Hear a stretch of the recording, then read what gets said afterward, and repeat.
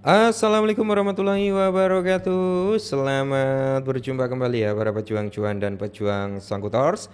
Bagaimana nih keadaan teman-teman semua? Semoga kalian dalam keadaan sehat semua ya. Dan saya doakan buat teman-teman jadi orang sukses semua. Amin, mantap ya. Dan tetap ya kan kawannya, secangkir kopi harus selalu ada buat menemani kesempatan kali ini. Nah, di mana di kesempatan kali ini ya? Kalau kita update bersama-sama dan kita lihat bersama-sama nih teman-teman untuk kinerja dalam sektor cryptocurrency kali ini.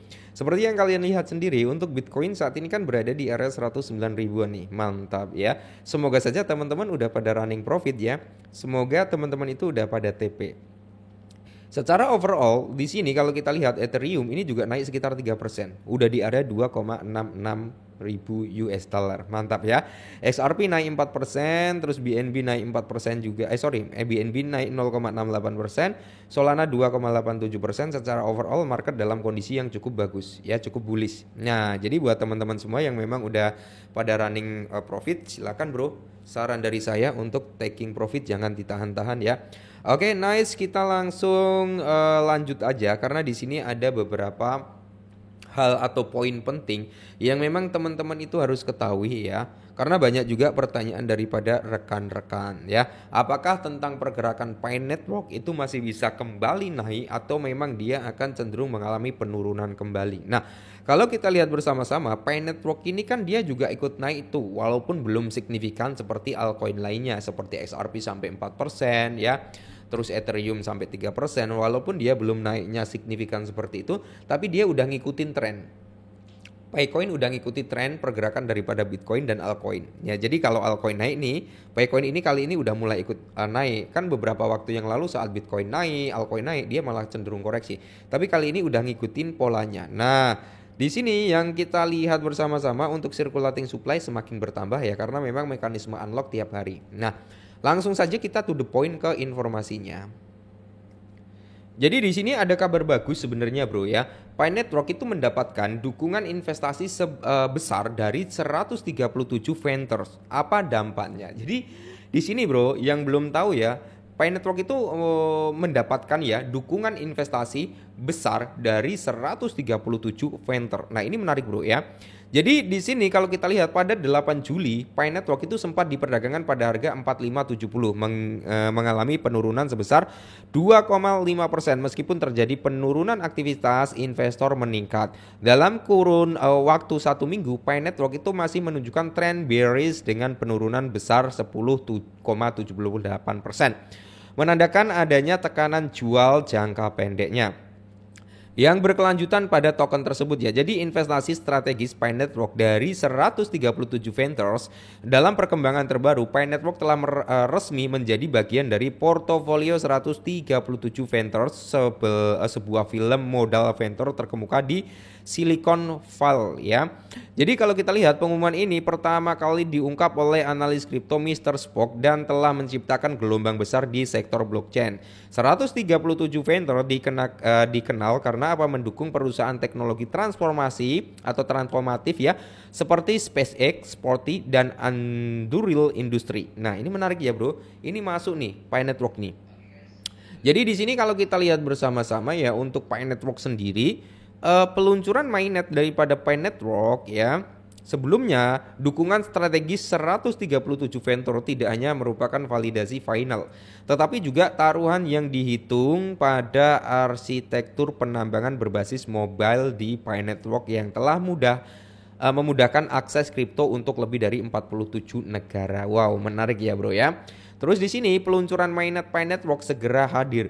Mainnet terbuka Pi Network akan segera diluncurkan dan waktu validasi modal vendor ini tidak bisa lebih tepat. Selama 6 tahun, Pi Network telah membangun infrastruktur mendekati basis pengguna dari akar rumput dan menciptakan aplikasi terdesentralisasi dalam ekosistemnya.